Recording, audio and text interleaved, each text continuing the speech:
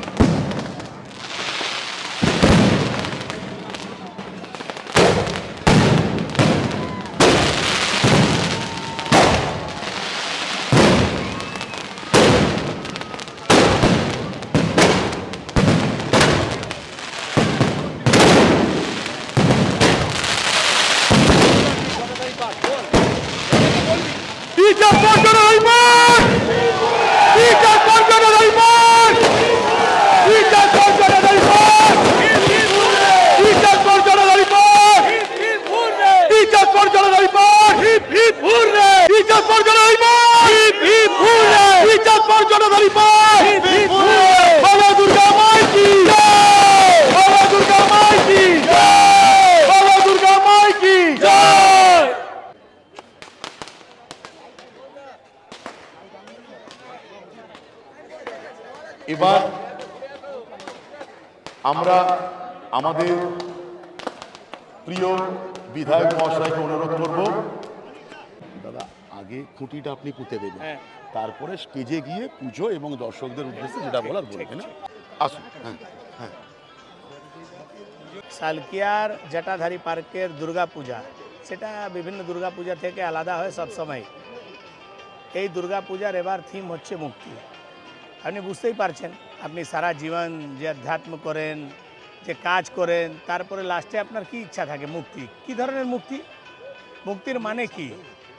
এনারা যা থিম দিচ্ছেন সেই থিম হচ্ছে মুক্তি রোগ থেকে, ব্যাধি থেকে, অসুখ থেকে, কষ্ট থেকে। আর সেই মুক্তি পাওয়ার অনেকগুলো রাস্তা আছে। সেই রাস্তা হচ্ছে ধ্যান, যোগ, ব্যায়াম। আপনি যদি যোগ, ব্যায়াম, ধ্যান করেন তাহলে আপনাকে আর ওষুধ খেতে হবে না, আপনাকে হসপিটালে যেতে হবে না। আপনি এই যে সব থেকে বড় একটা শারীরিক দুঃখ, এর থেকে মুক্তি। আপনি আপনার জীবন শেষ হওয়ার পর যে মুক্তি হয় সে আধ্যাত্মিক মুক্তি, কিন্তু আপনি জীবিত থাকাকালীনও আপনাকে মুক্তির প্রয়োজন আছে। সেই মুক্তির কিছু উপায় এই দুর্গাপূজার মাধ্যমে জটাধারী পার্কের এই যে আয়োজক মণ্ডলী, তারা এই খুব ভালো একটা উদ্যোগ নিয়েছেন। আপনি দেখেছেন যে মাননীয় প্রধানমন্ত্রীর নেতৃত্বে আমরা আন্তর্রাষ্ট্রীয় যোগ দিবস মানাচ্ছি। সারা পৃথিবী বুঝে গেছে যে সুস্থ থাকার জন্যে আপনাকে একমাত্র উপায় আছে যোগ ব্যায়াম করা। সে এখানে সালকিয়ার মানুষকে, হাওড়ার মানুষকে এই বার্তা দেওয়ার জন্যে জটাধারী পার্ক একটা খুব সুন্দর উদ্যোগ নিয়েছে। এই উদ্যোগের আমি খুব, আমার আজকে এসে এখানে খুব ভালো লাগছে। বিধায়ক হিসাবে, মন্ত্রী হিসাবে আমি আমার এলাকায় আজকে জটাধারী পার্কের এই খুঁটি পুজোর কার্যক্রমে এসেছি। সেটাও আর জগন্নাথ প্রভুর দিন, রথযাত্রার দিনে একটা শুভ খুঁটি পুজো হচ্ছে। এখন সারা পশ্চিমবাংলায় জুড়ে সনাতন হিন্দু ধর্মের লোক জয় জগন্নাথ, জয় শ্রীরাম একসঙ্গে করছে।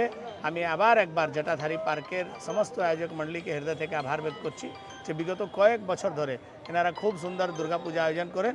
আগামী দিন আমরা আর ভালো করব।